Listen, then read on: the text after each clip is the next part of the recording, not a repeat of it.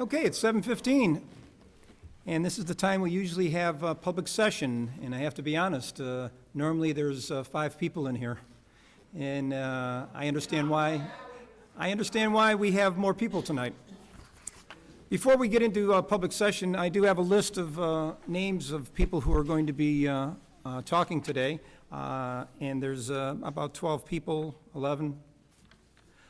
If somebody hasn't signed up, I will be at the end asking if somebody else wants to speak, okay? So if you didn't sign up, don't worry about that.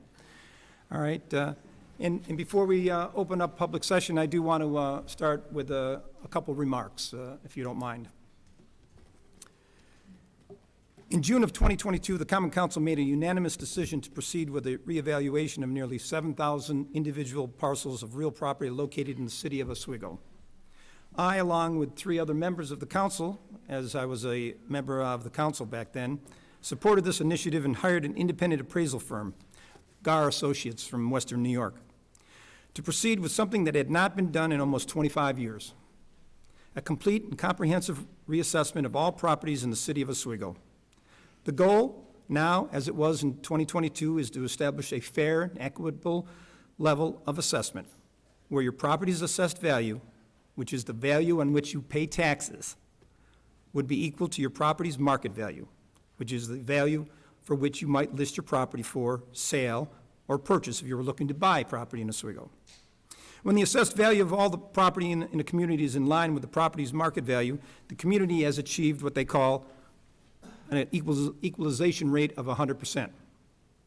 The stark reality is that the city of Oswego's equalization rate was below 100%, meaning that the assessed value of all properties in Oswego was below the property's market value. In 2022, the city's equalization rate was 92%. 92% in 2022. Last year, in 2023, that fell to 83%. The equalization rate is set by the state of New York. In 2023, only one community in Oswego County had an equalization rate of 100%. What does that mean in the larger context? And how does that fact apply to you? It means that Oswego County is not keeping up with maintaining equal levels of assessment. As the municipality with the largest number of parcels in the county, the city of Oswego must lead others in correcting the situation. In some cases, properties were paying less than their fair share of taxes, and some were paying more taxes than a similar property located elsewhere within the city of Oswego. Still, others were paying the correct amount. At this point, I'd like to direct you to the monitor there. I also, in addition to the monitor, I did have the clerk put some sheets out on the tables in case you can't see the monitor. There's 2 slides that I want to point out to you. According to Table 1, which is up on the screen now, and I'll go through this real quick, we have about 6,588 parcels in the city of Oswego. And 543 of them, which is 8.24%, will pay, under this current plan, let me back up. The current plan as it stands now, if we made no changes, that's what these numbers are related to. And of course, when and if changes are made, when you go through the grievance process, these numbers will change slightly. But I'm just using, and believe me, I've heard all the issues about why you're here today, and I really do understand why people are here and why they're concerned. I mean, this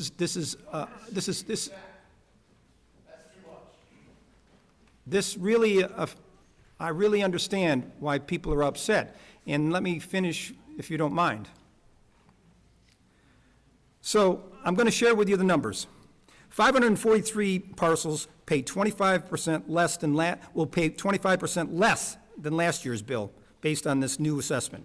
1,014 parcels will pay 10 to 25% less than last year's tax bill.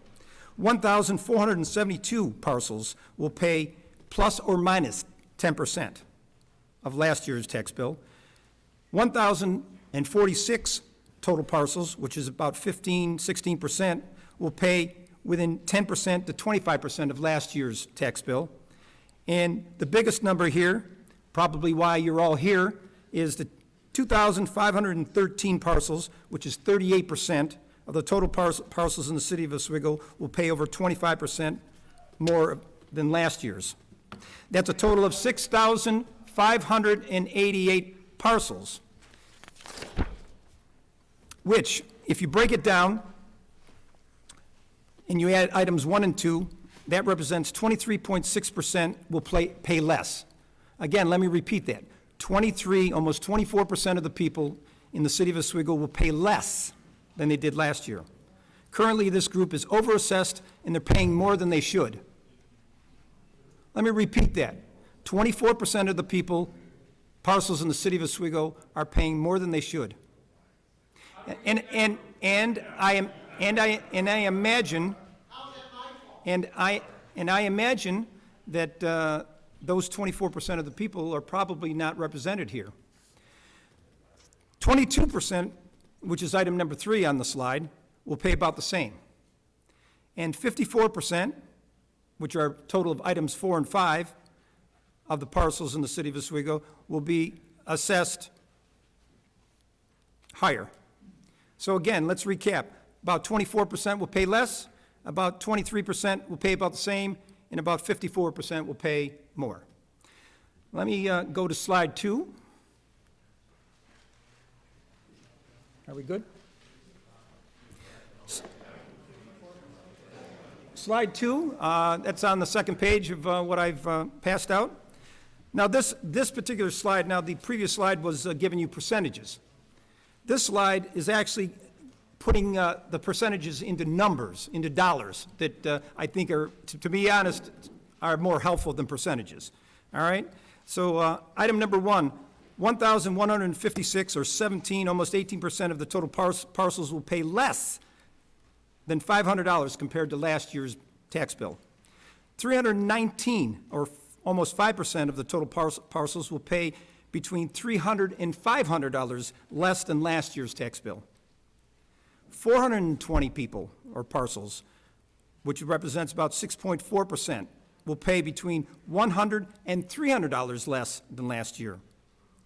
698 parcels, or about 11%, total parcels will pay between $100 less and $100 more. So if you think about it, to me, that's a push in as far as it goes. I mean, it's pretty much a wash in that category. And then there's 671 people, which is about 10%. Total parcels will pay between $100 and $300 more than last year's bill.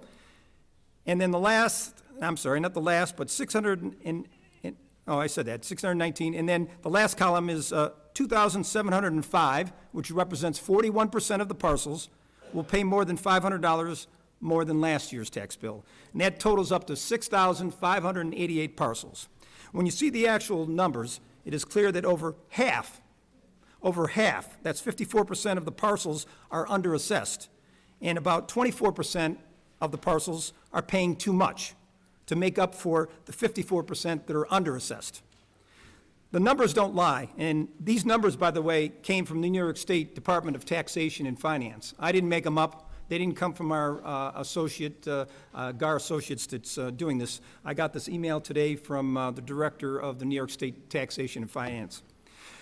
The Common Council, which I presided over as president for 6 years, is ever mindful of the tax burden on those with fixed incomes, our seniors and others relying on assistance to make ends meet and still pay taxes. That is why we worked hard to maintain the tax rate so consistently year after year. In fact, the tax rate of the city of Oswego has been relatively stable for the past 8 years. As mayor, I pledge to you that I will do everything in my power with the help of the Common Council, these 7 people sitting here, to manage the finances of the city in a way that maintains the assessed value and the market value of all properties on equal terms. Most importantly, I pledge to maintain a tax rate that addresses the essential services we all want and expect, while ensuring that we do not frivolously raise taxes.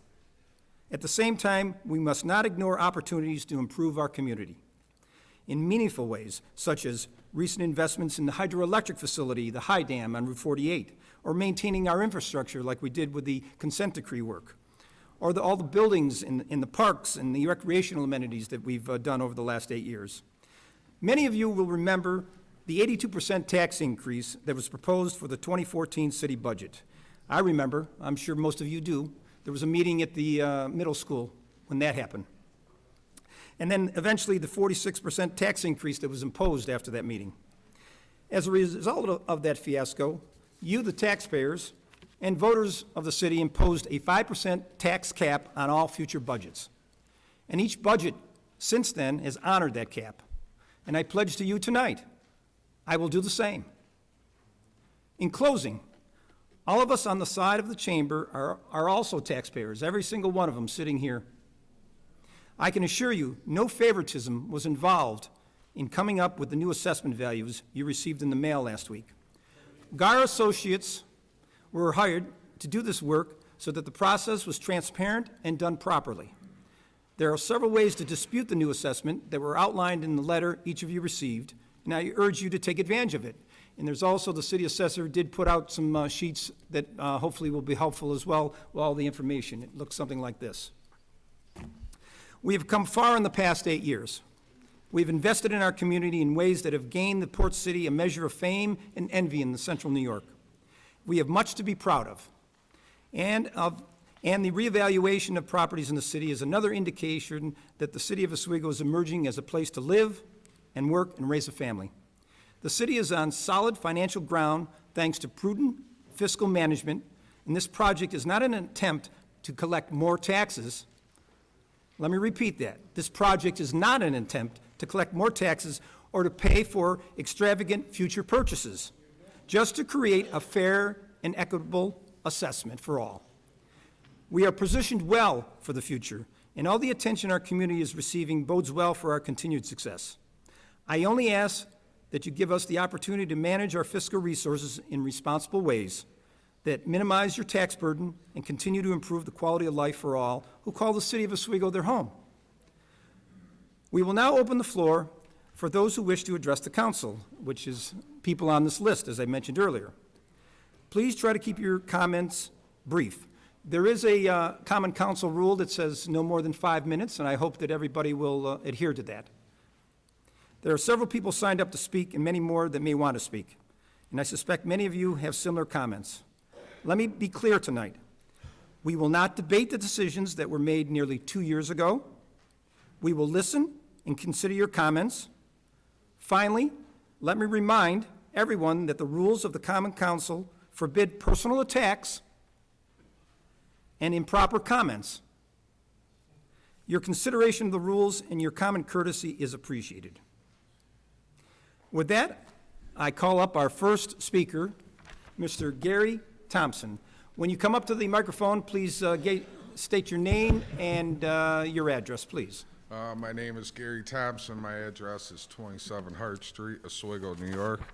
Respectfully, Mayor, you forgot to mention that 82% of commercial properties here on this graph are seeing a nice tax cut. Those, you said, are numbers that aren't lies. 82% commercial properties are benefited greatly off of this. Whether it's right or wrong, I can't answer that, but that's a number I wanted to point out. So my name is Gary Thompson. I'm here tonight to address the council and the mayor on this recent citywide reassessment project. Our city government seems to have a history of putting things off. And when it catches up, Oswego residents seem to suffer the most. Let's not forget the $87 million consent decree the taxpayers had to cover and are still paying for.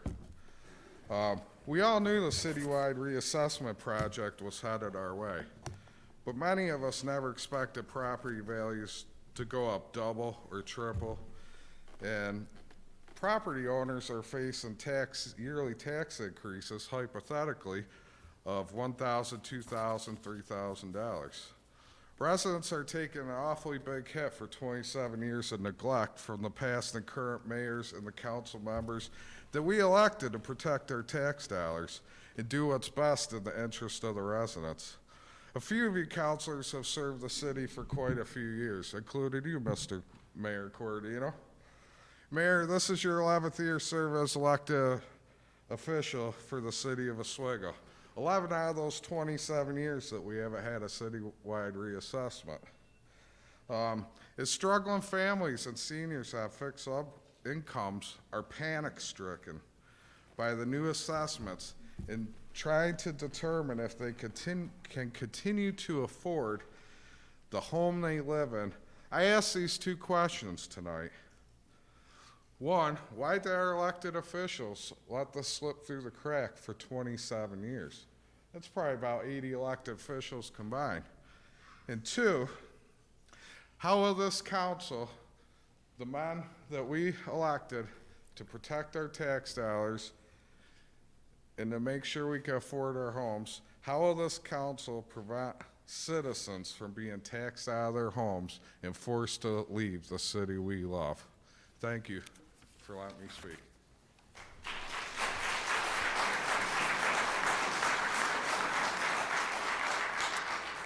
Number 2 is Bill Meyer? Meyer, sorry.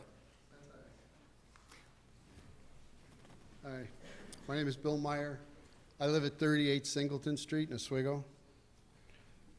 First, I'd like to start by saying if the council was told that state mandates reassessments, that was an inaccurate statement. What I'm going to read is from the state assessment website. Unlike most states, New York State does not require municipalities to conduct reassessments. They do not require reassessments. In the State of the City speeches, the past administrations told us that they did not have to raise taxes and that we had a substantial reserve. What happened? Which brings me to my next question. Why all of a sudden in the 5th year or 6th year of the administration was there a need for reassessment? Did we spend too much? Did we go through our substantial reserve? And where did it go? You picked the best time for reassessment for the city, not for your constituents. Housing sale prices went crazy during COVID. Houses selling for 2, 3, 4 times more than pre-COVID. A great time to reassess. Just a reminder, the resolution to pass was 7-0. If the city needed more money, you could have raised the city tax. Now we reassess, bringing the county and school district into the mix. I heard the city had a handle on the tax increase. They were going to lower the tax rate to ease the tax increase. The problem with that is you only have control over 1/3 the tax rates. You have no control over the other 2. So if they leave their tax rates the same, our taxes go up. Over the last several years, our administration has been patting themselves on the back, bragging that we are not raising taxes. Why would you raise taxes when you knew this reassessment was coming and with it a tax increase? Great job. Not only are houses selling for more, but inflation is through the roof. Groceries prices are up about 25%, fuel prices are up drastically, and every other product we buy is up. And the median rent in Oswego is $977, and that's per the U.S. Census. When I looked for the amount of property in Oswego, I came up with 3 different numbers. So I used the middle number taken from the United States Census Bureau. There are 7,353 households in the city of Oswego. So what I did was take an average tax increase based on my taxes. The number I used are very conservative, so I'm confident they will be close. Using the number I used, an average increase of $200 for city, $300 for school, and $150 for county. This means that taxpayers in the city of Oswego will put out $1,470,000 into the city, $2,205,900 into school taxes, and $1,102,950 into the county, for a total of $4,778,850 that homeowners will pay.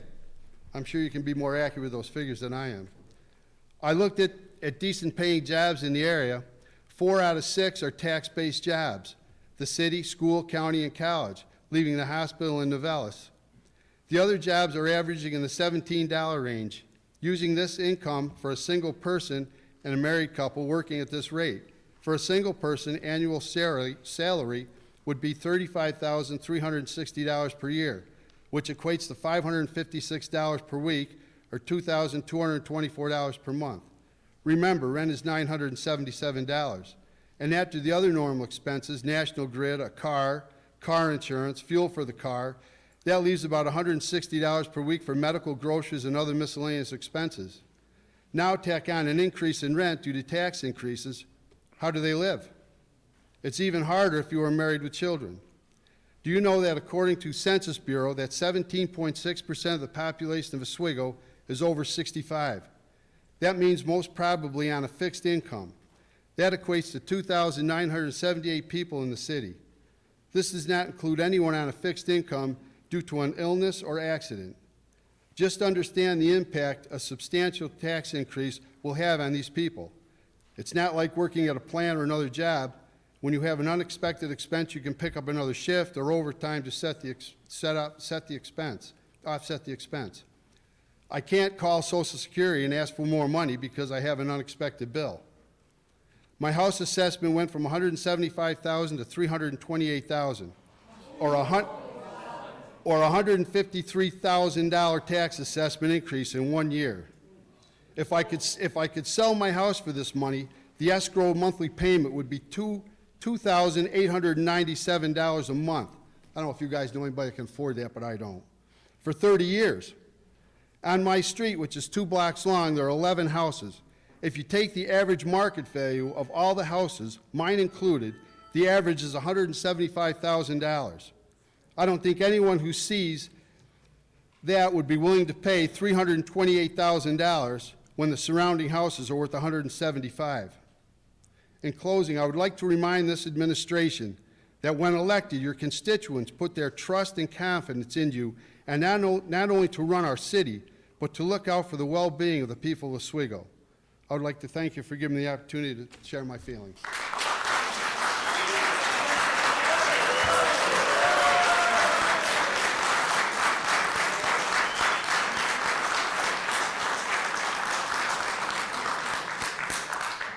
Thank you very much. We've, number three on the list is Cindy Snyder.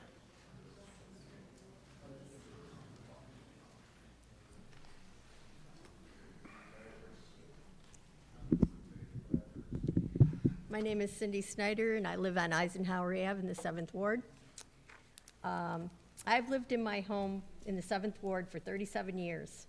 In that time, my home's assessed value has been increased 3 times since 1998, when the last citywide reassessment was implemented. Each time, the assessed value was increased, first by $14,500, then by $12,000, then by another $12,000, for a total increase in assessment of almost $40,000. According to the letter I received about this reassessment, my assessed value for next year is supposed to increase by $71,000.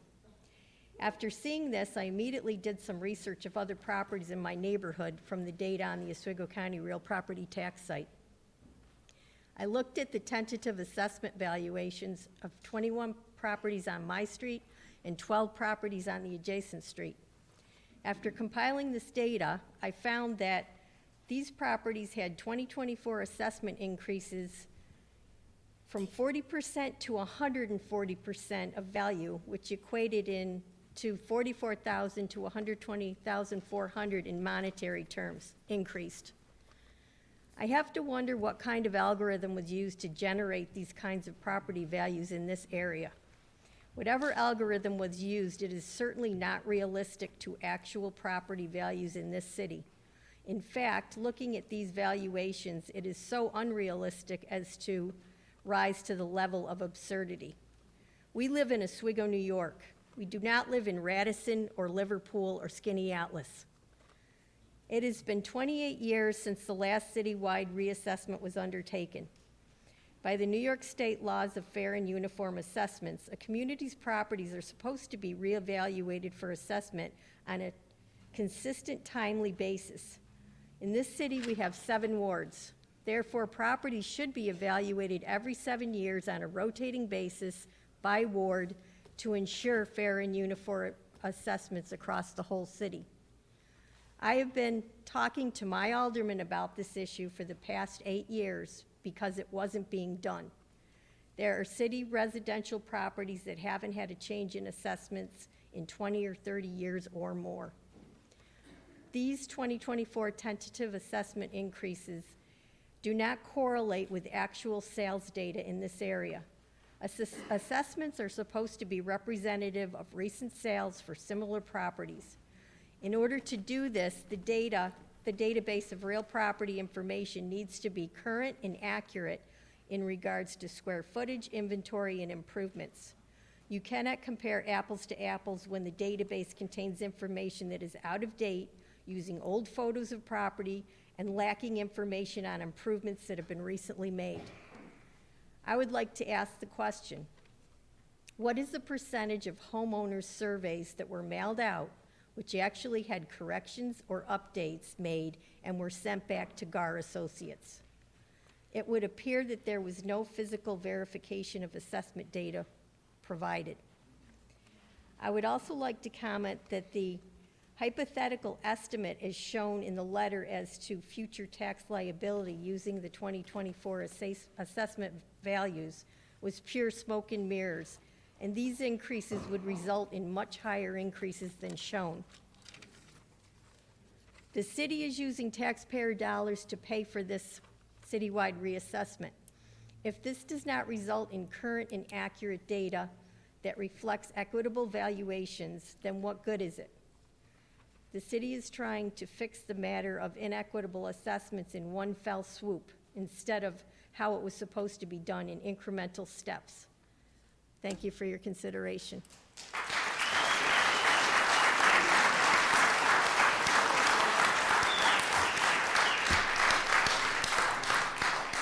Number 4 is Joe Meza. Joe Meza.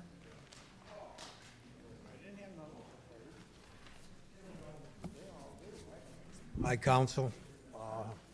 My name's Joseph Meza. I live at 146 Arcadia Ave. I don't have anything written down. I speak from my heart.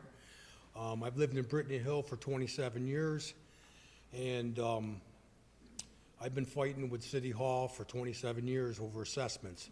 I purchased my home for $106,900 when I bought it brand new. They assessed me for $120,000. I had to fight to get that down. They dropped it to $90,000. Shortly after that, they raised it from 90 to 110. Shortly after that, they raised it from 110 to 120.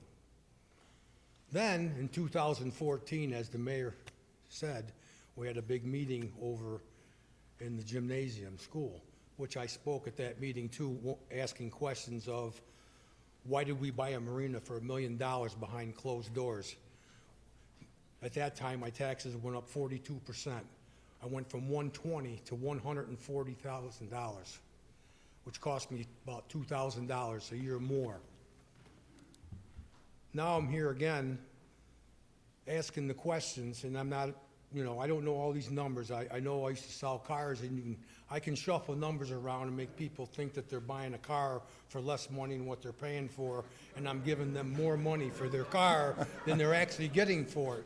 So you can shuffle all these numbers around and make them sound any way you want to make them sound. The bottom line is, how much more in taxes is it going to cost me to live in my home? Now, the other fact is, and this has been going on for 27 years, and I can only speak for Brittany Hill because I'm kind of like the mayor there, but anyways. There's 12 townhouses that are all the same. I built 50% of them. The square footage is all the same. They're all the same. There's only one house in there, which is 142 Arcadia Ave. The gentleman that had it built new wanted 2 feet on the back side. He's the only one. My question here tonight to the council is, why, out of the other 11 townhouses that are all the same size, are all assessed different? Ranging from 189 to 212 to 215. I'm 193. I have a gentleman that came with me, my neighbor, John Roy. He's at 198. I have a neighbor that's 191. One's at 191, one's at 212, and they're all the same houses. I got 3 people who live across the street from me, same identical house. 199, 189, 197. My question is why? How? And this has been going on for 27 years. Everybody's got a different assessment. He was used to be 135. I was 140, same house. I mean, I could see, I got a fenced-in backyard. Maybe that's the difference. I got a removable shed. I don't know if that made the difference. I got an above-ground pool that I could tear down tomorrow. Did that make a difference? I don't know. It's not a permanent fixture. The last I knew, tax assessments were based on the size of your property and the square footage of your house. And the conversation. So I guess my question is how much is it actually gonna cost me and my neighbors in my development and the people that live in the city of Oswego? How much is it really gonna cost us more? They're telling me that you raised my taxes by assessment, 54,000, that I'm saving $354 a year. I'll take it if that's what you're doing, if that's really the truth. But I don't believe it. I believe it's a smokescreen. And I think everybody here can agree with me.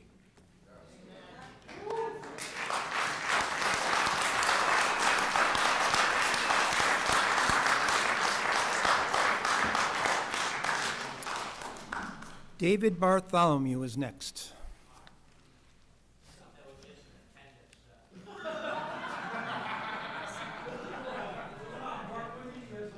All right. We'll skip that. We'll go to the next person, John Gozick Sr.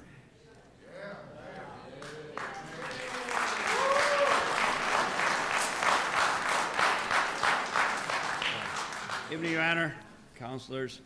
I had a lot of things to say tonight, but pretty much all of it's been said. I come here with two of my neighbors' concerns.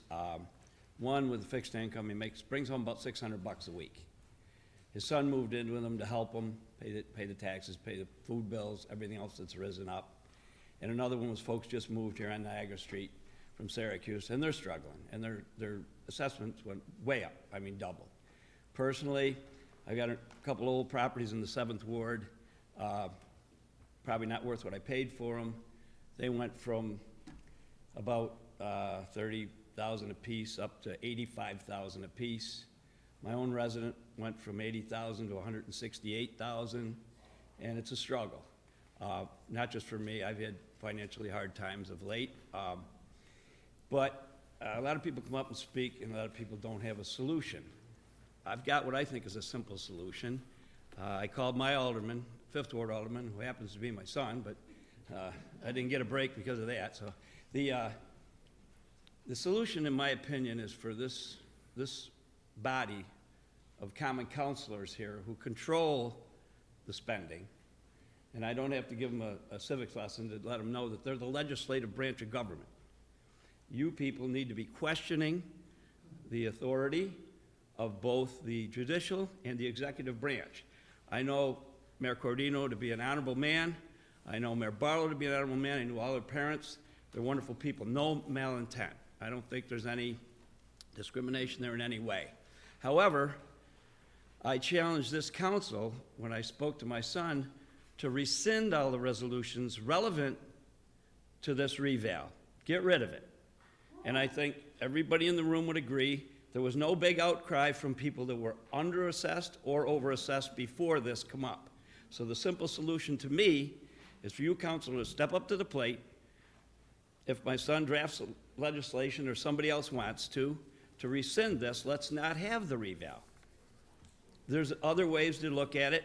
Someone mentioned having it gradually creep in through the course of time, and that's my opinion. So I hope that the councilors that are here tonight challenge the executive branch and or the judicial branch, step up to the plate and not do this reval, especially after hearing the other people.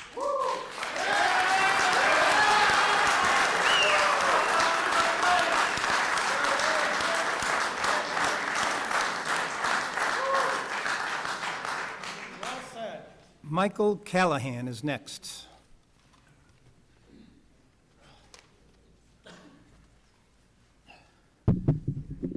It's not going to work. Hello, is this thing on? Evening, everyone. You might be able to tell I'm an entertainer, so if I try to make you laugh, you probably won't. My name is Michael. Why this thing? You got really quiet. This is Michael Callahan. I live on West 4th Street. Better off without it.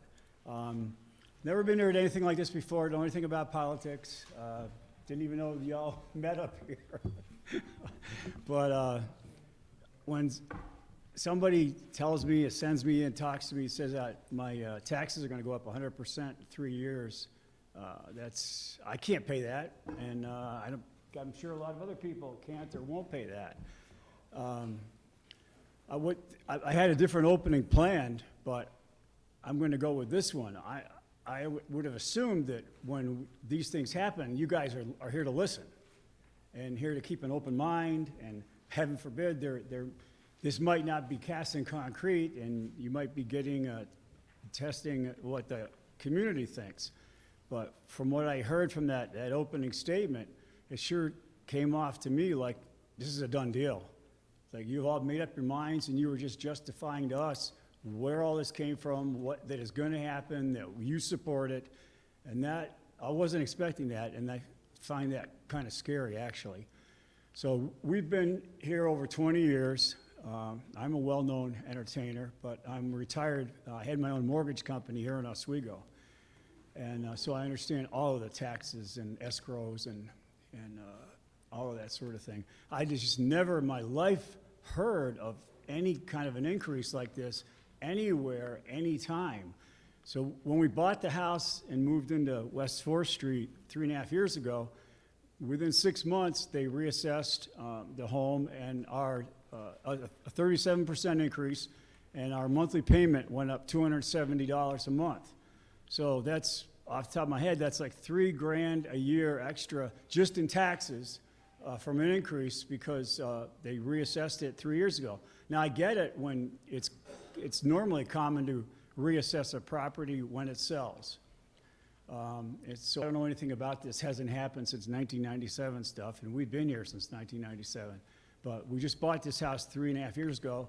They reassessed it, brought it up. 37% increase, $270 a month more in my monthly payment. I'm retired, have adult kids living at home, like probably a lot of us do, which means I'm still paying for them. And I don't know anybody else, but I can't handle this. I can't pay this, and I won't pay this, because now between the 37% increase 3 years ago and the 67% increase that this is proposing, and those guys got me beat by a mile. That's scary. I'm surprised you're not packing already.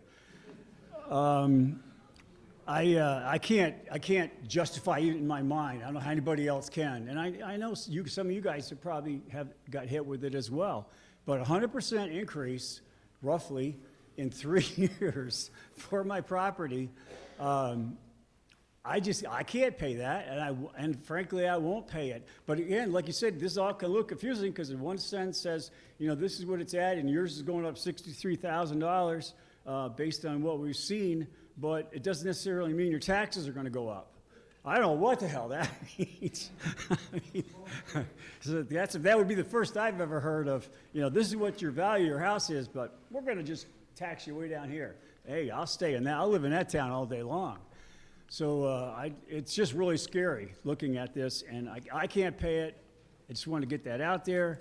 I don't understand it, but I'm quite scared, actually, because I thought, this was still an open issue, but that opening statement tells me that you guys have already decided, and that's scary.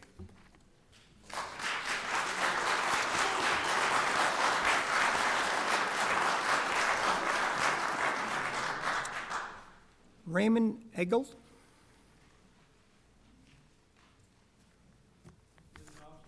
Hear me? If I can get it off. I want to make a few points. First of all, those charts are nice, but the New York State Department of Taxation does not do the assessments. So the charts just show, who's paying, number of people paying more, number of people paying less, but that means almost nothing to individuals here, unless you're the ones that are paying 160% more than you were last year. The other point I want to make is that, did anybody tell the people from Clifton Park this is Oswego, not Clifton Park? I would imagine my property that went up 60% in 1 year would sell for what they assessed it for in Clifton Park. But there's no way it's going to sell for that here. I'd be lucky to have it sell at the old assessment rate rather than 60% higher. If anybody wants to buy my property at 60% higher than what it's worth, I'll sell it tonight. I'm sure the person that's 160% higher would sell theirs tonight for that price. To make the point is that my wife and I owned the used bookstore on Utica Street. We sold it in October. It was assessed for $97,000, no, a total of $100,000, just the property. We were only able to sell the property plus the business, which included at least $20,000 in the fixtures and books, for $105,000. We put $100,000 into the property, but with purchase and an addition to the property to make it larger. And it was still only worth $100,000 according to the city. Oh, but now it was worth only about $85,000 to the person that wanted to buy it. And we only had one offer besides that, which was much lower in a 6-month period. So things are not, the prices are not, going sky high in Oswego. They're not going up 60 or 160%. Clifton Park is different than Oswego. And I wish you had told them that before they did the assessment.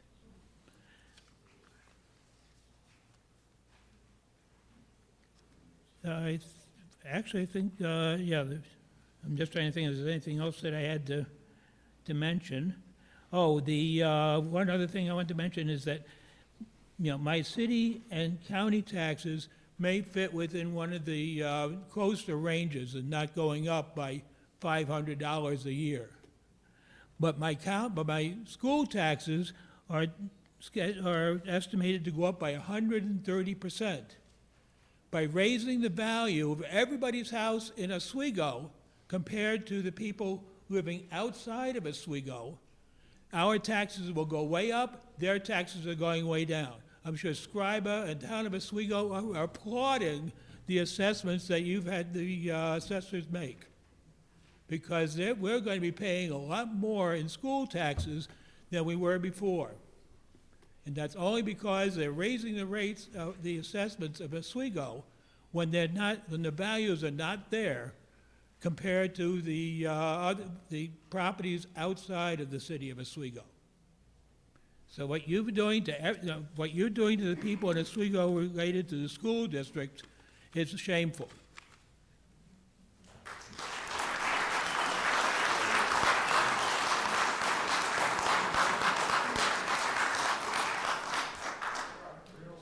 Jason Madsen, I think is the last name, West 6th Street. Good evening. Thank you guys all for your service. I appreciate you guys listening here. My name is Jason Madison. I live at 9 West 6th Street. I am facing a $176,000 increase in my assessed value on my house. Now, I do this for a living 7 days a week. I run 2 real estate teams, one in upstate New York, one in Florida. I sell homes on every street of this city. I've been in almost every home in every street of this city. I sit down on a yearly basis, usually around this time, with clients that also have issues with their taxes. I have never seen, for one, my phone's been ringing off the hook, but never seen such an increase in one area. And I work Onondaga County, I work different states. I've never seen one area increase so much. Now, I understand that we haven't done that whole citywide assessment since 1997. That shouldn't come on as a punishment to the city residents because of that. When this plan was in place to reassess the whole city, a plan should have also been in place to create some sort of cap, a per year cap on what that assessment can go up, so people aren't slapped in the face with these giant increases. A lot of these people cannot afford it. My 93-year-old grandmother cannot afford it. She doesn't even know how to go through the process to come grieve this. And she doesn't have that supplemental income to make up for that difference. So, and there's a lot of people in the city that are in the same boat that can't be here tonight to speak. So in regards to the third-party appraisal company that came through, you know, they did not come knock on my door to come look in my house to see what was done to give a proper valuation.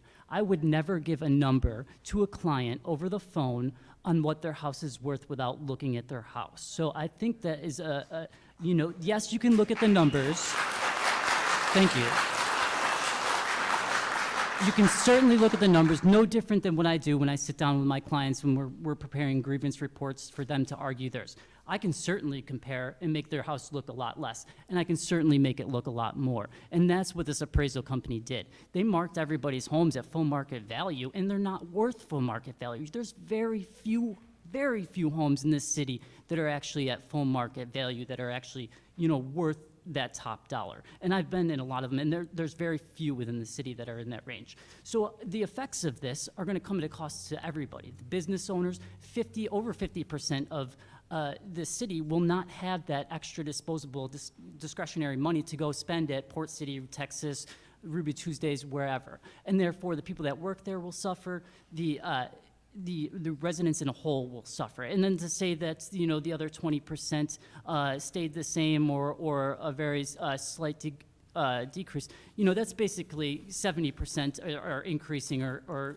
with inflation are not having the same amount of money next year as they are this year. So I think it's only benefiting a very few amount. And I would strongly urge, whether it's this year, next year, however you guys move forward with it, to put some sort of plan in place. So there's a cap on that, so people can actually afford it and plan and know that they're not going to be wiped there, because it's going to put a very, very bad name for the city of Oswego that just spent a long time developing and making themselves great. It'll get wiped out in no time. And so I strongly urge that you guys create some sort of plan there. I'm here to help. I have a team here to help. If we can be any of service to help you guys get this straightened around, help anybody here. If anybody needs any help here, I'm here to do that. The team's here to do that. I think this is a very wrong way to go about in doing it. There should have been some sort of cap there with people. So I appreciate everybody listening, and hopefully some changes can be made for the future.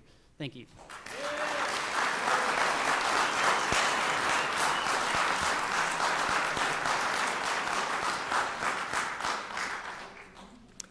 I have one more person to sign up. Corey Metz, the Director of the Oswego County Real Property Tax Service, is going to speak next. Thank you. I am Corey Metz. I'm the Director of the Oswego County Real Property Tax Service. And my goal here tonight was to come and try to talk about reassessments generally, because I'm not a resident of the city. I live in the town of Scriba. I've been the director of that department for about 3 years now, but I have worked in the department for 9. So I've seen a lot of these reassessments happen in different communities around the county, most recently in the city of Fulton in 2022. And a lot of the residents of Fulton had many of the same concerns that your constituents have regarding assessments and taxes and how those two mesh together. And that's their understanding of it, that those two things are one and the same. But the important thing I think to realize here is that assessments are really more about market values of homes. And what that market value relates to is the level of assessment. And that they do influence taxes in the setting of tax rates, and that they do influence the calculation of individual tax bills. However, there has been a great deal of misinformation about how tax rates are calculated. So hopefully I can set the record straight a little bit on that. Tax rates are recalculated every year by the county, by the school districts, and by you, the city. And they are calculated by taking the dollar amount that needs to be raised, the tax levy, and dividing it by the total taxable assessed value of the city. In the city of Fulton, their reassessment in 2022 had about 89% of the parcels increase in assessment. 9% decreased and 2% were left unchanged. Of that 89%, about 45%, the average increase was about 45% in assessed value. And the city's total value went from $451 million to $593 million, which was an increase of about 32%. These numbers are fairly similar to what you're seeing here in the city of Oswego. And the important thing that I think to look at with this is that the city of Fulton in the school district, prior to their reassessment, had a 44.68% of the school tax. After their reassessment, they had a 44.79% share of the school tax. The reassessment did not increase their school taxes. It did not increase the share that they needed to pay in school taxes. I do not anticipate the same thing happening here in the city of Oswego. In the county, prior to their reassessment, Fulton's share of the school tax, or of the county tax, was 6.22%. After the reassessment, it was 6.32%. It barely increased at all. And I anticipate the same thing happening here in the city of Oswego. I don't want to speak to what GAR has done because, quite frankly, I haven't been involved in that process. The state of New York has been heavily involved in analyzing the reassessment project, and they are confident that the valuation model that GAR is using has been creating consistent assessed values or creating consistent market values. I tend to agree with them. Taxation and Finance does this every single year. They analyze market values for the purpose of creating equalization rates, which help determine the share of tax levies when the levies include multiple segments of towns and cities. So they have been analyzing the data. They seem to be confident in what GAR has done. I understand that there may be many people that have individual grievances about their assessments, and I encourage them to do the research to find out how the market looks compared to their properties, and if they are overassessed, absolutely to go to the informal hearings if they choose, but those are completely optional. You do not have to speak with GAR at an informal hearing. There is a Board of Assessment review here in the city. They meet on the 4th Tuesday in May, and you can present your case to them at that time as well. So I encourage everyone to avail themselves of their resources. The county has resources, the state has resources, and to reach out with any questions that we can assist with. Thank you.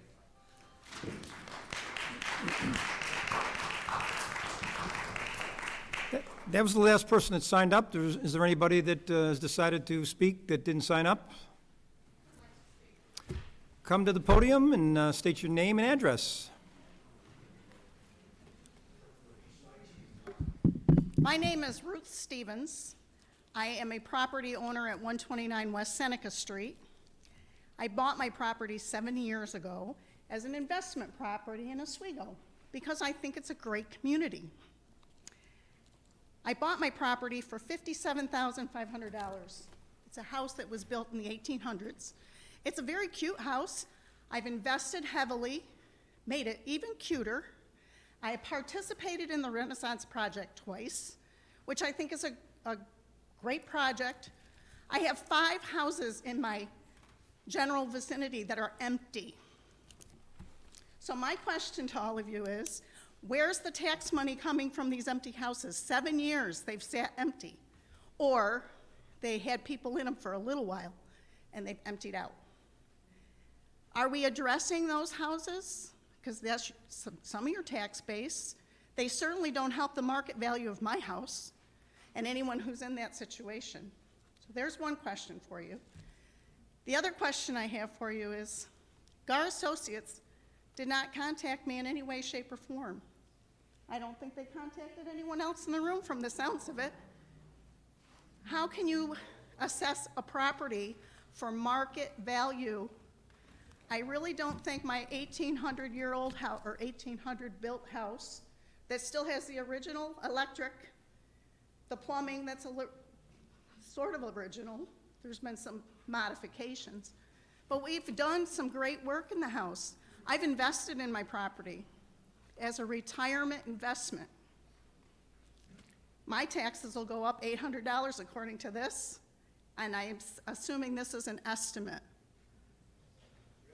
I have tenants who I take good care of. I include all my utilities.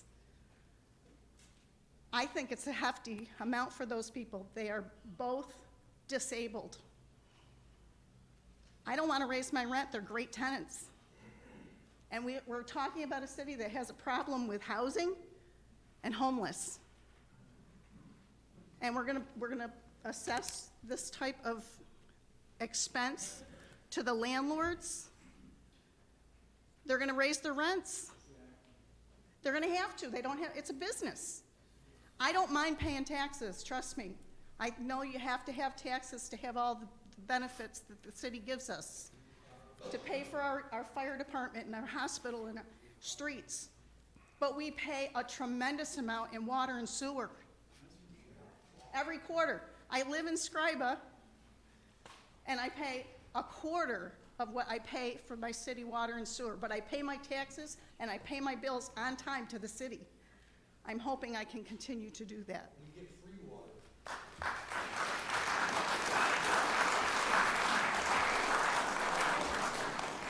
Is there, somebody in the back row, please? Yes.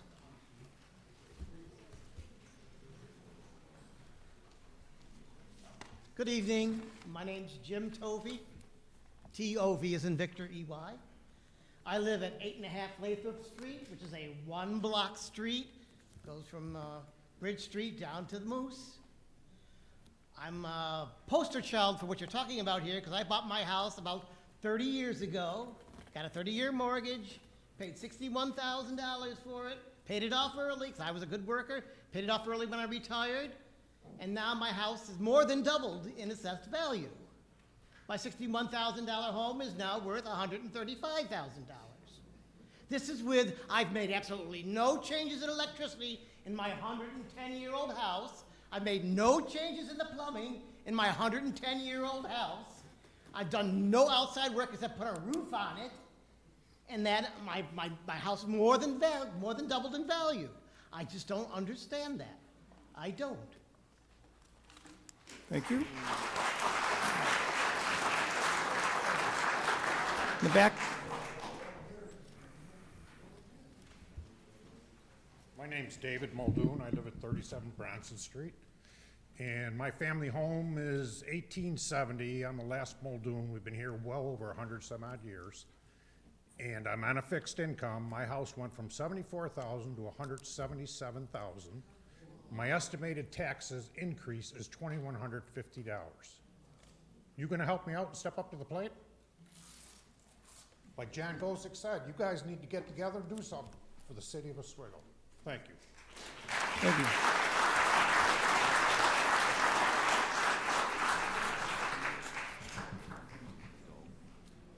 David Ryan, 87 East Utica Street. I'm proud of this city, and we participated in the Renaissance program last year and painted our house. It's beautiful on the outside, but it needs quite a bit of work on the inside. We have seen an increase from $65,000 to $172,000. That's almost 200%, a little bit under 200% increase. That's ridiculous. We just had the house assessed a couple years ago, and it's assessed at 110 tops. So that's a hell of a paint job to increase that value that much.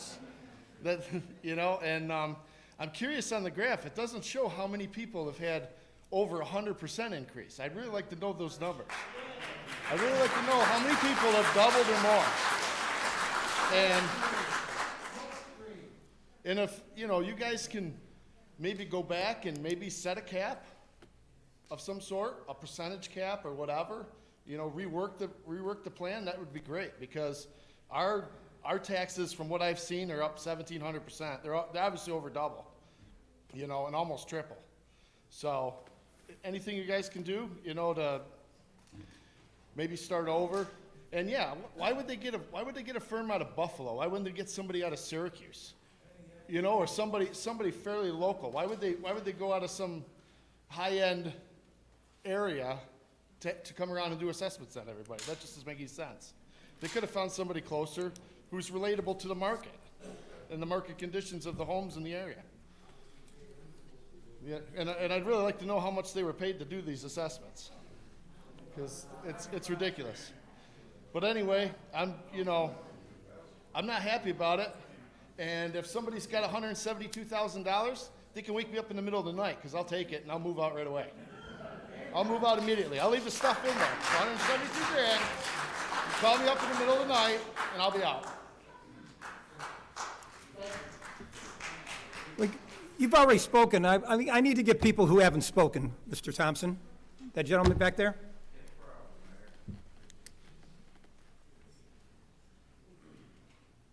Hi, my name is Brian Green. I live in Talisman Terrace. I don't have anything written down. I just wanted to ask a couple questions. I've heard a lot of people speak about the new assessment. And when I bought my house in 2014, my wife and I wanted to raise our family in a good area. So we got a good deal on our house. I'm not going to say we didn't, but in that time I've had 3 or 4 different raises in assessment. And last year I had my house bank appraisal to refinance with a different bank, and they reassessed me, or they approved me for $175,000. They assessed me at the bank assessment to refinance my house. And then I got the letter in the mail the other day, so my assessment was $175,000 and went up to $270,000, $95,000 overnight. And if I calculate that right, I'm reading your paper you give me there, and I think that's, I'm not sure how you come up with 17-cent increase from 23 to 24 with that kind of assessment, but if I figure it out, is it $42 per thousand I'm gonna pay in taxes, so that's roughly $12,000 a year in taxes, double what I'm paying now. I have a wife and 3 kids, you know, we both work hard, and people shouldn't be penalized for wanting to paint their house. I mean, you have code enforcement that's gonna come by and ticket you for having your house look like a dump, but then you have the assessment office raise your assessment when you paint your house and put doors and windows on. So I also wanna know what the surplus is, and we have here in the city. Also too, somebody mentioned about the commercial properties going down in assessment. Well, these big businesses come in here to Oswego and they get grants, pilots. Now grants, am I wrong? Grant is taxpayer money, correct? Left pocket or right pocket, whatever pocket you want to pay in. They get grants and pilots to come here to build their high rises and whatever else they build. They make money on their properties. They make lots of money on their properties. I make nothing on my property. I'm working and trying to provide somewhere for my kids to grow up and possibly take over my house.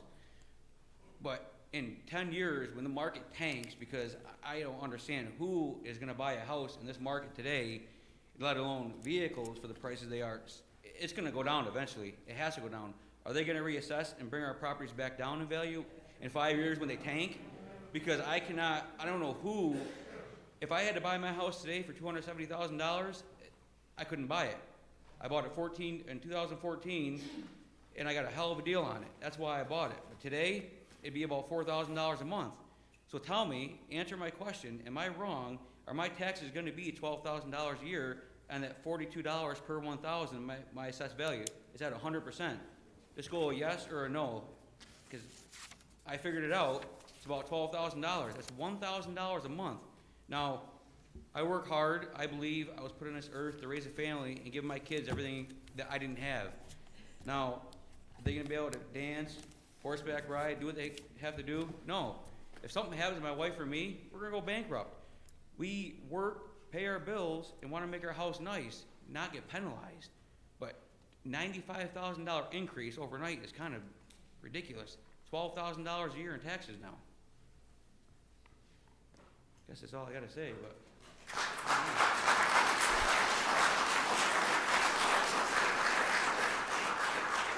Yes. Oh, wait a second. Oh, we got 2 at once. Yes, that's right. I'll be quick. I know her well. We did not plan this. I'm Mary Beth Dokas, 59 West 5th Street. All I want to say is I would like to know who's going to come into the city and pay for my house, which went from $300,000 to $633,000.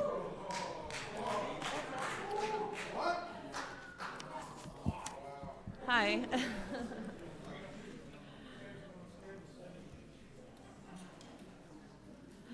Hi, my name is Lisa Walpole.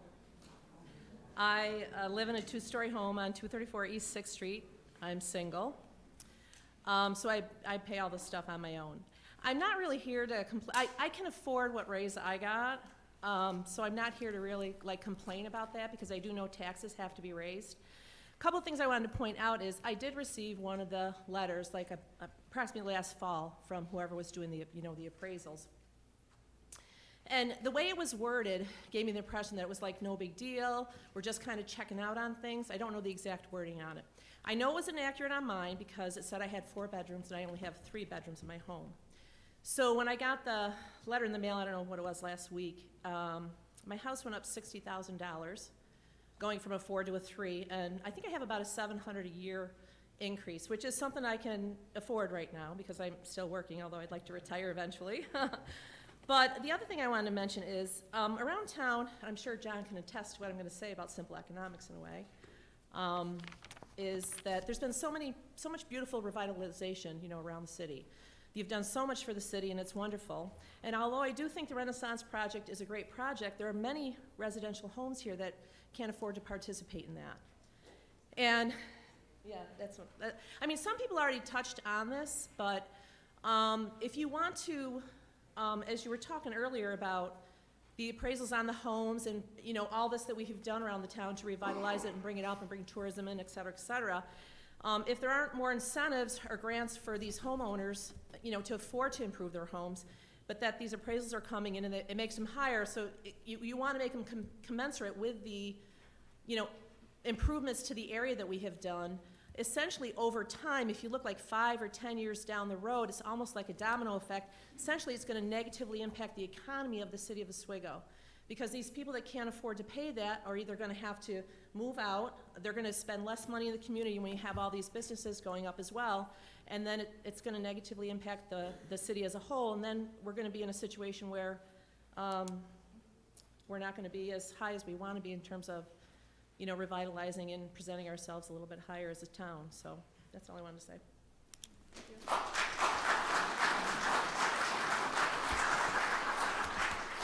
Anybody else? Front row? Well, we got somebody in the front row. How about the front row first and then the back row, okay? Yeah. You're up. I'm sorry. My name is Linda Thayer, and I live on the corner of West 9th and Albany. Our assessment went from $59,000, which wasn't really a lot, doubled to $120,000. I want to know if my house is assessed as a business district because I live across or kitty corner from Domino's. I don't own Domino's, but I'd like to know if it is assessed as a business district. And you can't make improvements to your home without anything going up. You need a new garage door. Do I dare to put one on? Will it go up another $100,000 or something for a new garage door? Who knows? But I just would like to say that I want to know if it is a business district and if I'm being taxed and assessed as a business. Thank you. Thank you.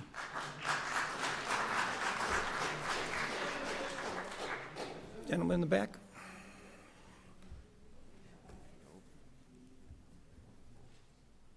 Thank you for letting me speak. Christopher True, 124 Ellen Street. This is the letter that you sent me. I got this from you. This is not my math or anything. So the price of my house has doubled according to your assessment. And my approximate tax liability that I could be on the hook for, gone up for county, gone up for city, gone up for school. So what? You're telling me that it might not go up? It will go up? All I've got is this. Thank you.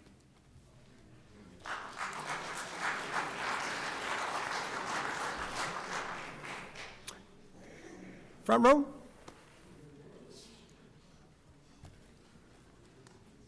Hi, my name is Dorothy Castaldo. Thank you, by the way, for listening to me. I live at 59 Hillside Avenue, basically the corner of Hillside and Utica. Every politician in the city of Oswego is aware of the issue down there, excuse me, with the flooding. We live with black mold, flooding 4 or 5 times a year. We cannot travel from May to July together because we have to be home. We have 3 sump pumps going all the time. Sometimes we get a foot of water. That's our biggest issue.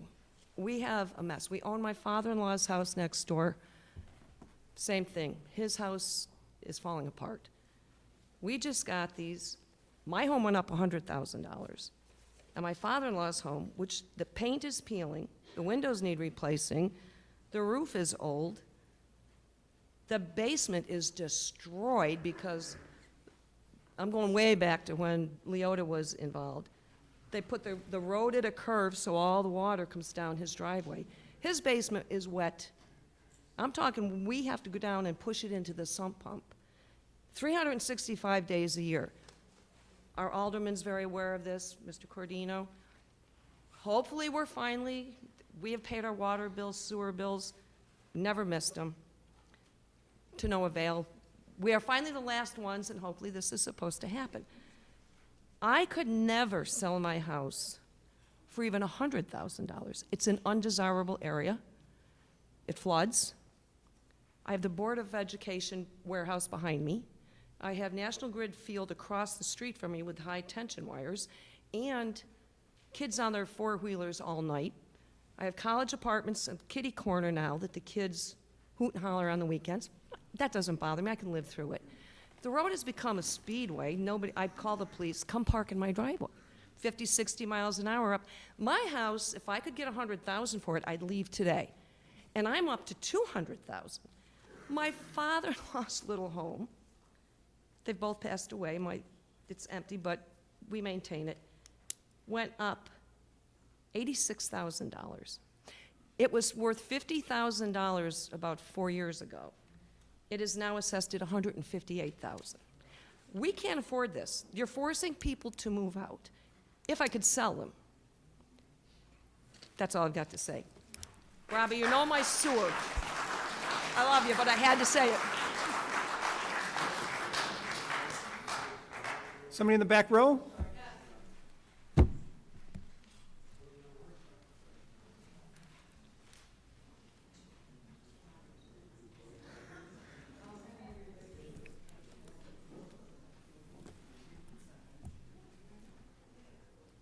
My name is Michael Maxon, 24 Southwest 9th Street. I hadn't really been prepared to say anything tonight, but the more I sat and listened, I figured I just had to come up and say something. I bought my house 14 years ago, and it was a fixer-upper, and that's what I did for a living. And that worked out well for 7 years. 2017, I was diagnosed with Parkinson's. And I've had 2 heart attacks and a mountain of medical problems since then. But the reason I bought my house is because I was tired of paying rent.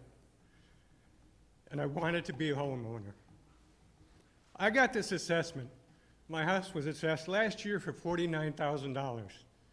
This year, it was assessed for $124,000. $75,000 increase and an 89% tax increase. I'm on Social Security disability, permanent disability. I was put on disability when I was 54 years old. I'm only 61 now. I'll be 62 in a couple of weeks. I'm not even a senior citizen yet. I'm proud of Oswego. This is where I grew up. I moved away and I came back. And that's why I bought the house, somewhere I could retire to. My life has gone to hell in a handbasket over the last 14 years. I've lost both cars, marriage went down the tubes. The one thing I was able to hang on to was a house out of pride, because it's something that I worked on myself. And now I can't even afford to stay there anymore. And why? Why? The last 7 years, this is a struggle and cripple. Been doing my part to keep my house up. The last 7 years, what's the city been doing? What has the city been doing for us as assessments? I don't mind. I don't mind paying extra money if I'm told ahead of time. You can't dump this in somebody's lap all at once and expect this to happen. It's just not going to happen. And there's no way for myself, and I'm sure there's other people in my situation that are going to be in the same boat. What do? I couldn't afford rent. I couldn't afford to move out of my house now and sell it and move into an apartment. All these brand new apartments are built in town. I can't afford to live there, not on what I'm making. I could afford to live in my house because the only reason I've got it still is because I could afford the mortgage. And the mortgage is half of what I get a month. And the rest I have to scrimp and save. I don't live, I exist. I haven't lived in 7 years. I've existed. And this is testing that existence. Thank you.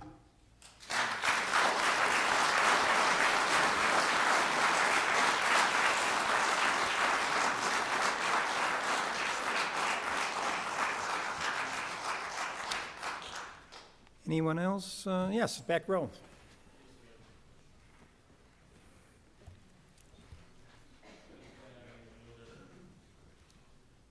Name's Mark Tormina. I grew up here in the east side. Hi, my name's Mark Tormina. I grew up on the east side, East Seneca Street area. I've been in this area my whole life. And I just have a couple quick questions that spawned on a lot of the stuff these people have talked about. What happens after this change in a few years? Is it going to go up another 100%? Where will we get these answers? That's what I need to know. Where can we find these answers that are coming from tonight? You know, because I'm going to go home, I'm not going to know what happened. So is there a way we can find that out, for one? And I've got a house that's kind of interesting to me. It's a new house. I built it. I tore one down and built it. And it's kind of interesting because if you walk in the house, there's sheetrock there. There's no floors, no cupboards, no countertops, no bathrooms, no nothing. It's a work in progress.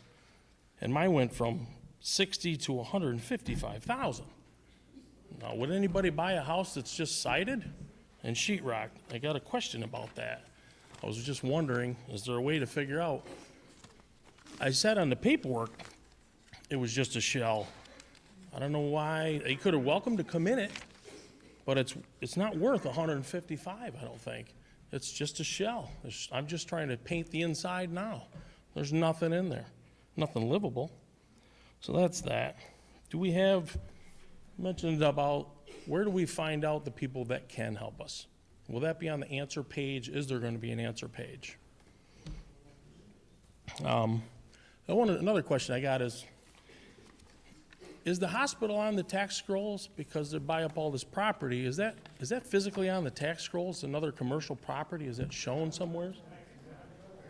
So, I mean, if they get to buy all the property in town with no taxes, how can I make my houses commercial? You know, with healthcare costs going way up. You know, I get it. Everybody's got to have a little piece of the pie, and I'm fortunate enough where some of these people may not be to have a good job. I've worked here my whole life, getting ready to retire, but it doesn't make sense, some of the stuff. 25 years ago, I could have left my barbecue grill out on the sidewalk. Now you need a deadbolt on your house, and it still isn't even enough. And we're going to pay a ton more, and it's less secure. The neighborhoods are falling apart. It was just for the money. What are we going to get for the money? Is there something that we're going to get that shows that we paid the money? I mean, we got the dog park and we got all that kind of stuff. Maybe I should buy a dog. I don't know. I'm glad everybody's got something they can use. That's great for the community. I'd never begrudge anybody something like that. But I want to know, with the properties that I own, I thought I'd make a living with when I took a hit 17 years ago to go back to nothing and start all over. What am I going to get for all the raises? Even though I can afford with my job, what the raise is, what am I going to get for the raise? I don't feel as though anybody's going to come up with something for me. Like, am I going to get a safer neighborhood? Are we going to get stuff like that?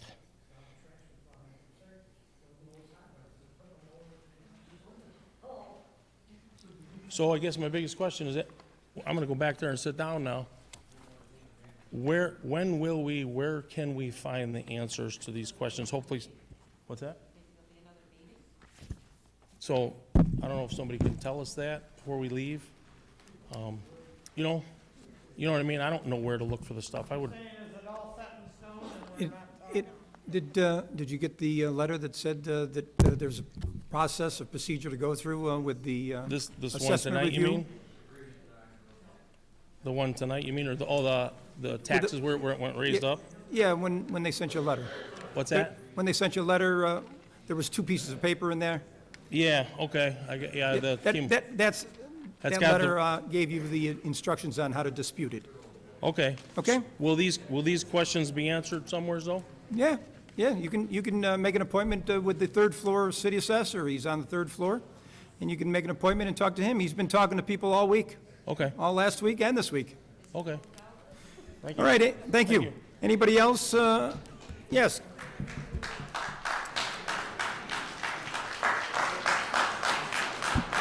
Hi, thank you. I live on Hart Street as well. It was a nice neighborhood back in the day. Things have changed. Druggies are going up and down the street. My house was, the assessment was doubled, which when you're sleeping in your bedroom and you have buckets there because the roof is leaking and you can't afford to fix it, because I'm a single person, the kitchen floor is slanting, everything rolls down. Nobody knows what this house is like. Just because it looks like it's nice and I'm invested in it so that hopefully, unfortunately, if anything happens to me, my daughter has something. She can come back, she'll have something. But now she's not going to, because she's not going to be able to afford all that. And it's definitely not going to sell for what it's assessed at. It's a double lot. I don't have any property on there that, well, like somebody asked me, do you have a rental property on your second lot? I'm like, no, it's just a beautiful neighborhood that people are there to raise their families, hopefully, and keep their homes, their family homes. I don't know how many people are going to be able to do that anymore, but I don't think we are. So, thank you. Thank you.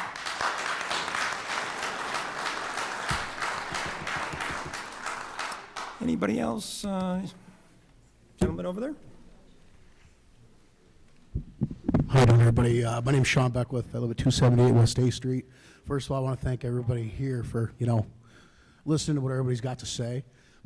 So I'm the 5th generation to live in my house, and hopefully there'll be a 6th and a 7th and an 8th, right? But the only thing I really have to say is I hope that everybody on this side of this is listening to what everybody out here is really saying, right? John made a good point about rescinding this. To be honest with you, why wouldn't you? And then have the city assessor do what the city assessor is supposed to have been being done, the last 2 decades, right? And really go out and assess these properties. I understand that it's not y'all's fault that this happened, or the sitting mayor that this has happened, right? It's the people that were here before you. So let's erase the people that were here before you, and let's start anew and go out there, instead of doing all this 100, 200, 300% increase, incrementally increase their property. Because I'll tell you, not only would it help all of you get voted back into office, but it would help everybody that's in here right now in their pocket when they're already stressed when they go to the grocery store. They can't buy a car, they got to take a bus or ride a bicycle because they can't afford it with everything else. You guys buy groceries. All of you live through the same stuff we do. So what you need to do is just kind of put aside the political thinking of things and think on a personal level, right? You're all going through the same hardships. At least I would assume that you are. Put yourself in our shoes on this side of things. Work through it incrementally. Residential's gone up, right? Business has pretty much stayed the same in this new thing that you're proposing. Everybody that rents properties, you think people are going to be able to afford to rent from them, which brings tax money to this city, which pays people to work for this city, police, fire, everybody else, right?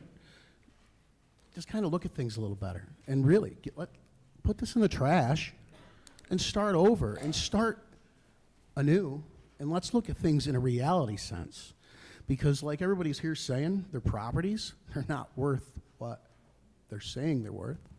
you know? I'm fortunate enough, I don't think mine's gonna go up too much at all.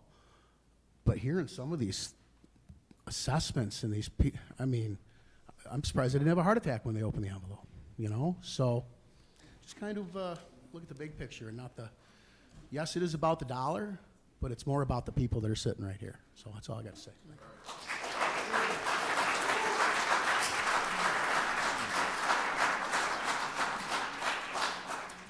Somebody in the second row there? Oh, you spoke, you already spoke, did you speak? Yeah, you spoke already, Mr. Ray Engelke. Yeah, we're trying to get everybody in here, and I mean, you've already spoken, is it okay if somebody else who hasn't spoken gets a chance? You know, we have a lot of people, we've already gone about an hour and a half now, can we have somebody else speak that is interested? You know? I mean, I don't want to run out of time.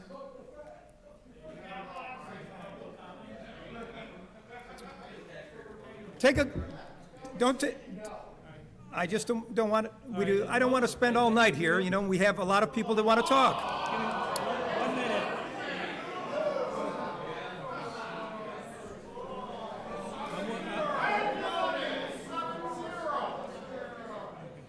I'm willing to bet that almost everybody's assessment went up, even the ones that are paying less city and county taxes. Their assessments have gone up, which means they're going to be paying more in school taxes. The other point is that the people who have their house assessed for 100% more, 200% more of what it was, they're going to be paying astronomical taxes for the schools. Their property values are actually going to go down because people are going to say they can't afford the taxes that are being charged on that house. My taxes go up, the property value goes down, not up. And that's going to happen to a lot of properties in this city. I doubt that very many people in the city have $1,000, $2,000, $3,000, $4,000, $5,000 to start paying extra taxes next year. There are a couple of things that, you know, just as a couple of suggestions. Look into the possibility of, let's say, no assessment goes up more than 25% a year. Not 100%, 200%, but no more than 25% a year until it equals the assessed value that the people from Clifton Park say the properties are worth. That would make it a lot easier for people to either take the time to sell because they can't afford the taxes, or to be able to work out a way that they can afford the taxes. The other, you say 20, 25% a year, or go next year, lower the assessments because the property taxes are going to mean the properties are worth less.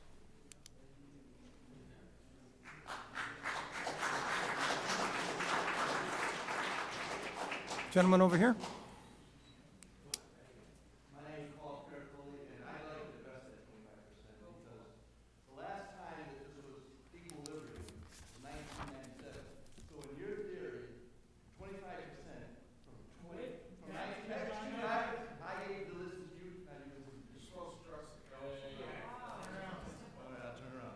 So I'm addressing the 25% proposal. If that was 24 years ago, 27 years ago, 25% times 24 is 600%. We're talking about 40 to 50% that has been raised in the last 24 years. You divide that, what, 40%, 50%, we'll even say, okay? We'll be generous. 25% or 50% divided by 24 years is 2% a year. Now, if I don't think that Oswego's worth 2% of increase, when the growth of inflation has been 4 to 6%, 3% we'll even say, I think it's a fair assessment. It's an equal equilibrium. Where do you live, sir? I live on First Street. I live on 68 West First Street. Tell us what yours increased. And my family's been here for 8 generations, okay? So we need to do this. Okay, look,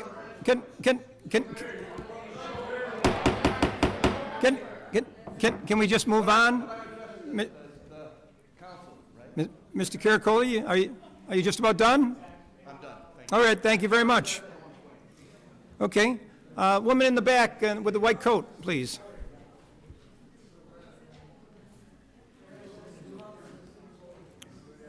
Same address, 124 Ellen Street. You've seen it, you've been there. I can't, please give her some respect. Dixie True, 124 Ellen Street. Mine went from 90, last year did 110, to 210. I have problems with my house that I can't afford to fix. There's nothing been done new on the inside. It's not been remodeled. It's the same as 1957. I've had to put a roof on, and the people who did it, I won't say, I still have a leaking problem. So I keep dealing with that and having to fix my wall in my living room and in my cellar and in my, it's just a lot. So I finally reached where I was happy to be 66 years old and think that I was gonna have a break in my taxes so we could go out more, so we could enjoy this beautiful city. I love what's been done to this city. We moved here in 2001. We only left to go take care of my husband's father for 2 years in Florida and came back to the same town because we loved it before it was ever redone.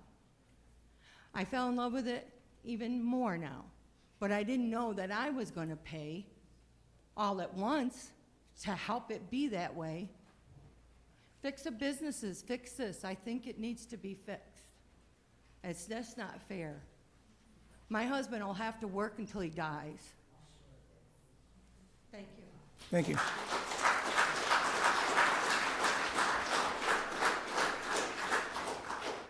Anybody else that hasn't signed up? Yes, front row. Hi, my name is Lenuța Jukin. I'm a college professor here at Oswego. I moved in the city in 2003. In 2006, I bought a house. And can you speak in up? In 2006, I bought a house. And in 2014, when I figured out I'm getting old, like everyone else, I decided to purchase a shack and improve it because I will have to move, you know. You have to move from when you get old. You cannot do as much as when you are young. And I want to tell you that that shack, which is like a gentleman said here, basically 4 walls with nice siding, which I just put last year up, went up 400%. And I'm listening to all the people here who are basically saying this increase came as a burden. Everyone expected an increase because you announced us. You know, the City Hall told us last year there is going to be an increase. And we expected that because, you know, we have increases in other products. The dollar value is not the same. There is an inflation. You expect to see those kind of changes. But you do not expect to see people to have to move out of their property. And just to give you a practical example, on 8th Street, you know, I live at the corner, or almost at the corner, my neighbor lives at the corner of 8th and Erie. We had a neighbor who could not pay her taxes, and she was in her houses, a house in which she lived, and another, a smaller house, which was also a shack. They were repossessed by the city. So they were renovated with the help of a local bank, and one of the houses was sold, the smaller one. The bigger house is assessed, I think it's taken over by Century 21, and they are trying to sell it for about $160,000, and it's been there for almost a year. It just doesn't sell out. It's been the second time on the market, actually. It's been on the market before it was, renovations were done, and it's now on the market again. So first of all, I am here to tell you that I truly hope that in 4 years, when I am going to retire, that I'm not going to be in the situation of having to, of not being able to pay my taxes and have my house repossessed by the city, just like it happened to my neighbor. Secondly, you know, this burden, which is very suddenly put on us, is done in the name of equity. Equity, you know, it's a word, a very abstract word. What is equity? Who does equity serve? For what purpose? And some people were here a little bit more practical by asking, what do I get out of this, you know, increase in taxes? Because there's going to be a certain revenue that is going to come to the city. And what is the city, you know, planning to do with that money?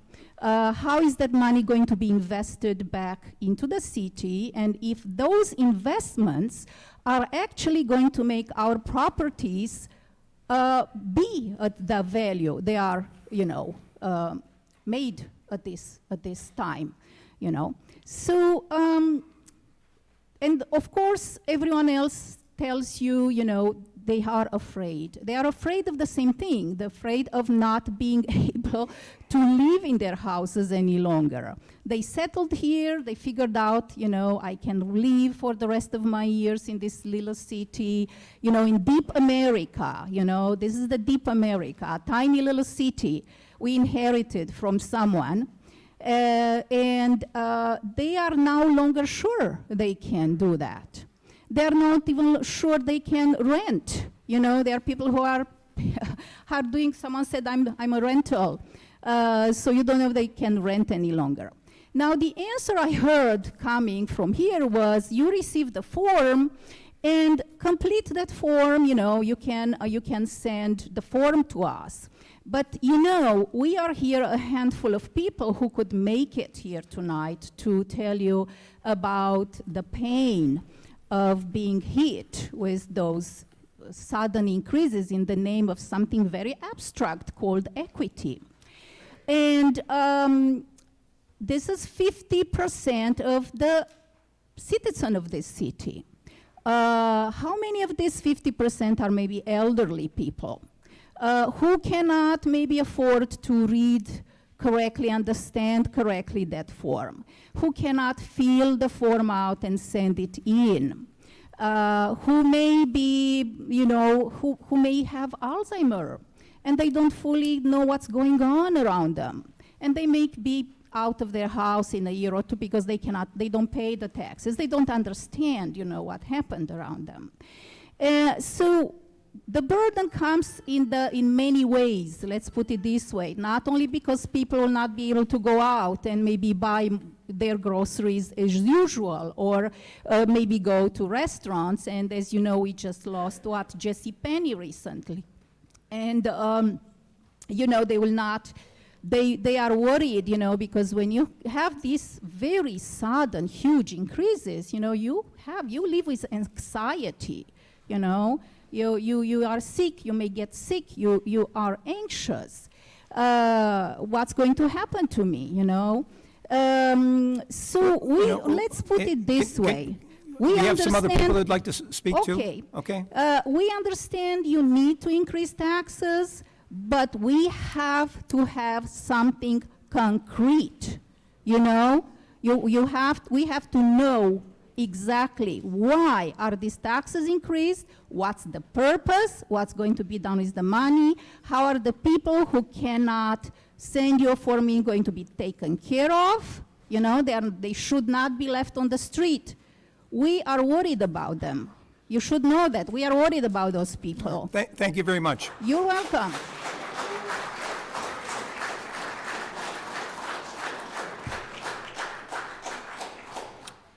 Anybody else? Somebody in the back row? Okay. Hi, my name is Deanna Hallman. I purchased a home 6 months ago for what, $110,000. It has been reassessed for $190,000. I would have not even get approved for that amount of money at the bank. And so, speaking of equity, it's obviously not happening here. I know I just moved from the historical neighborhood by Franklin Square Park, and many of my neighbors have provided photos of how their taxes are decreasing, and those houses are much, much nicer, as we all know because we have driven by Montcalm and all those parks. It is absolutely a lack of equity and justice that is happening. And you are scaring people like me that choose to buy a home in Oswego. And I am asking for all of you to do what you're supposed to do for the citizens that choose to live here. Thank you. Thank you.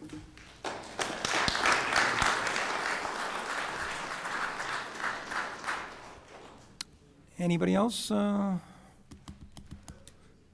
seeing no one, I guess we'll close out the public. Oh, in the back row? Oh.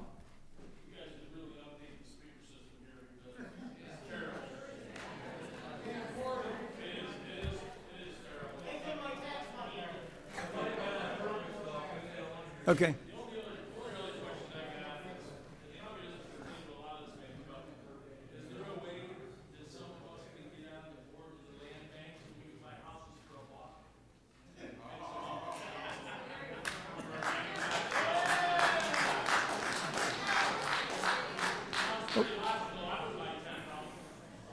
I think public session is over. Thank you very much, everybody, for showing up. The meeting will start in 2 minutes.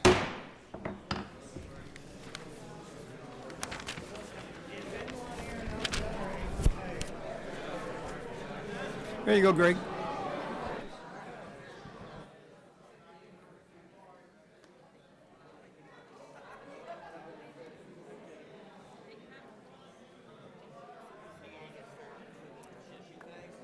What's that? Yeah, we have our meeting, our regular common council meeting. You could stay if you want. Okay.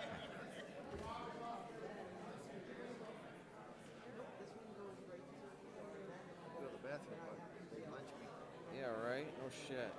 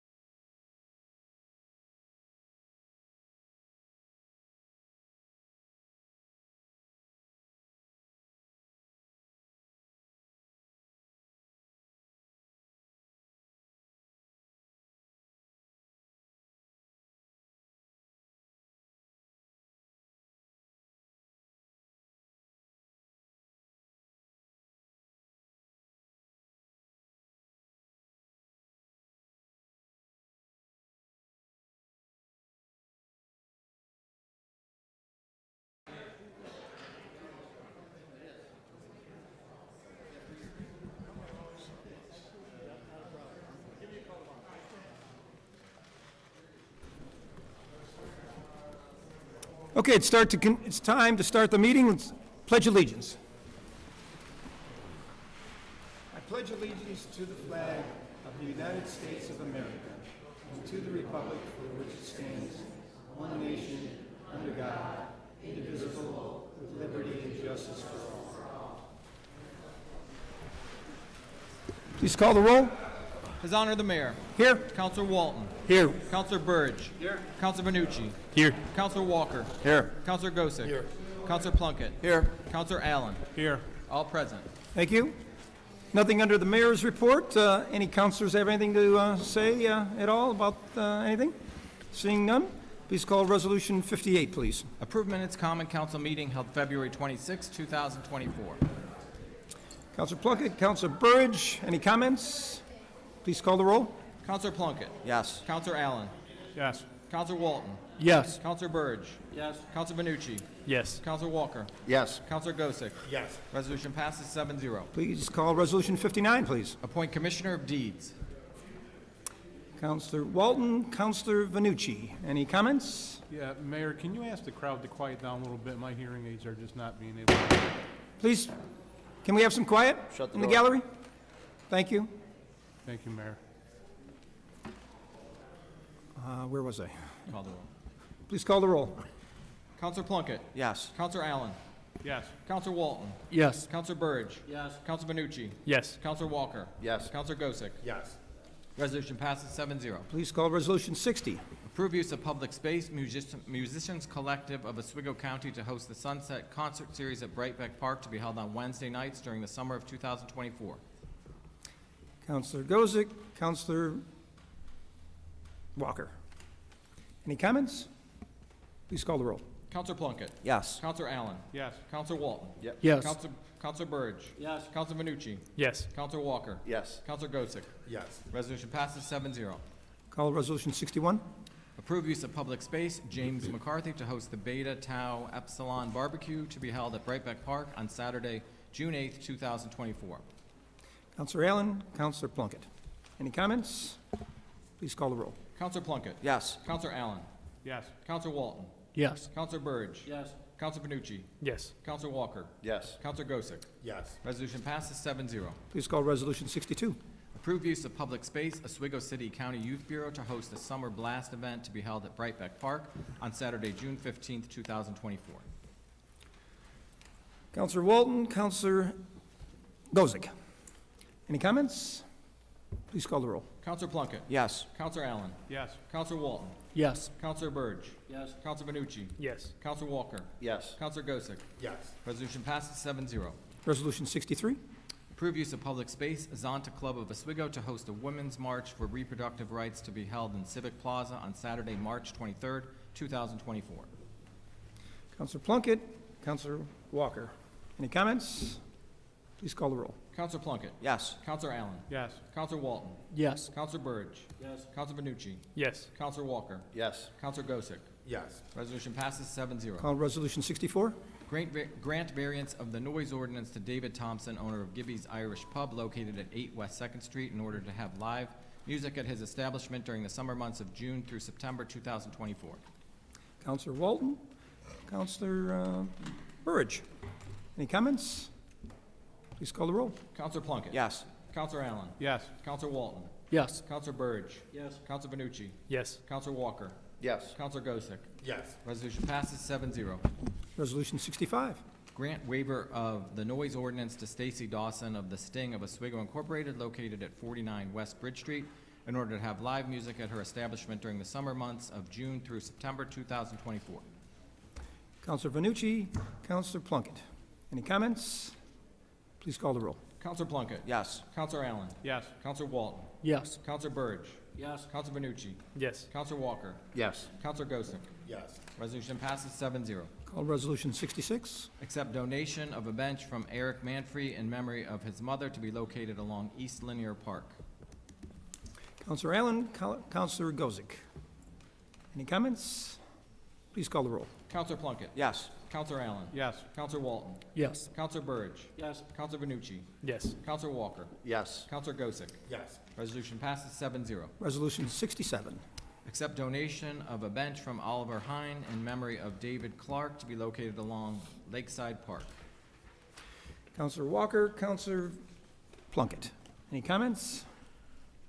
Please call the roll. Counselor Plunkett. Yes. Counselor Allen. Yes. Counselor Walton.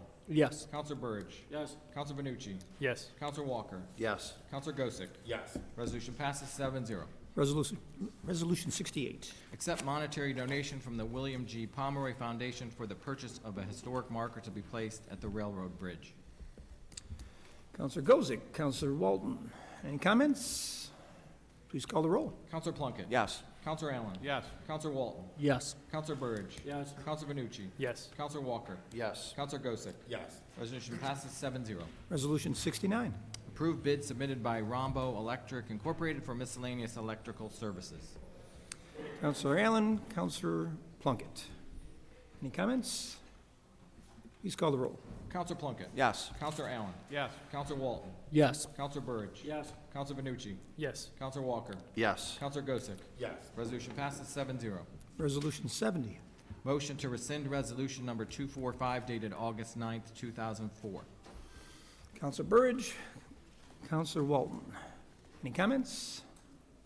Please call the roll. Counselor Plunkett. Yes. Counselor Allen. Yes. Counselor Walton. Yes. Counselor Burge. Yes. Counselor Vanucci. Yes. Counselor Walker. Yes. Counselor Gosick. Yes. Resolution passes 7-0. Resolution 71.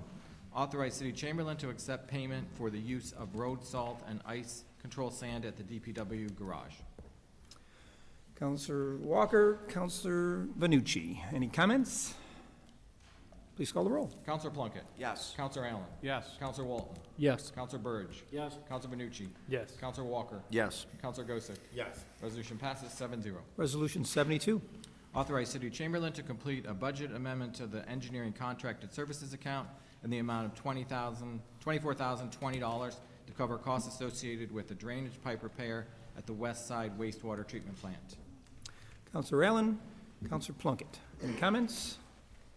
Please call the roll. Counselor Plunkett. Yes. Counselor Allen. Yes. Counselor Walton. Yes. Counselor Burge. Yes. Counselor Vanucci. Yes. Counselor Walker. Yes. Counselor Gosick. Yes. Resolution passes 7-0. Resolution 73. Authorize City Chamberlain to complete a transfer of funds from the Recreation Savings Account to the Athletic Fields Materials and Supplies Account in the amount of $30,000 to cover costs associated with the replacement of an outdoor lacrosse box. Counselor Burge, Counselor Plunkett. Any comments? Please call the roll. Counselor Plunkett. Yes. Counselor Allen. Yes. Counselor Walton. Yes. Counselor Burge. Yes. Counselor Vanucci. Yes. Counselor Walker. Yes. Counselor Gosick. Yes. Resolution passes 7-0. Is there any unfinished business? Seeing none, can I have a motion to adjourn? Counselor Allen, Counselor Vanucci. Please call the roll. Counselor Plunkett. Yes.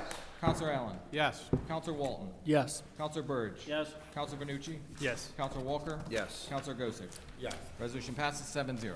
Thank you, everyone.